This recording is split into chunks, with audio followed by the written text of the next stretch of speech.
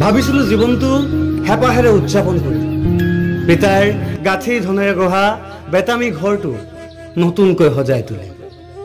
এখনি আটক ধুনীয়া ঘৰ নিৰ্মাণ কৰিম কিন্তু ইণ্টাৰভিউ মাৰোতে জীৱনৰ আধা অংশ গুচি গ'ল আজি ঘৰৰ ভিতৰৰ পৰা আকাশৰ তৰা দেখি পায় ভাবিলে দুখ লাগে জীৱনক লৈ ভাবিছিলো কি আৰু হৈছে গৈ কি এটা সময় আছিল যি সময়ত জীৱনক লৈ অনেক সপোন দেখিছিলো এটি সৌন্দৰ্যৰে ভৰপূৰ জীৱন অতিবাহিত কৰিম বুলি বহু বস্তু ত্যাগ কৰিছিলো আনে যেতিয়া বাইক লৈ ঘূৰি ফুৰে মই চাইকেলখনেৰে সুখী হৈ মনতে থিৰাং কৰিছিলো নিজৰ টকাৰে বিলাসিতা পূৰণ কৰিম বুলি কিন্তু জীৱনক ভাবিছিলো যেনেকৈ এতিয়া দেখিছো সেয়া যেন অন্ধকাৰত ডুব গৈছে কোনোৱে কয় ঐ এনেকৈ ঘৰত বহি থাকিবি নে কিবা কৰি দুখীয়া ঘৰখন ৰঙীন কৰিম বুলি ভাবিছো উত্তৰ দিবলৈ মই যে অপাৰক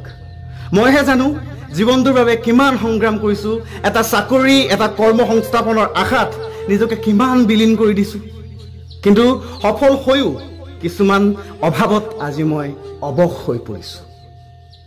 ভাবিছিলো ডিগ্ৰী শেষ কৰি এটা আত্মনিয়োগৰ ৰাস্তা বিচাৰি লম ভাবিছিলো এটা চাকৰি যোগাৰ কৰি দেউতাৰ কষ্টৰ সামান্য সহায় হম কিন্তু ক'বলৈ লাজ লাগে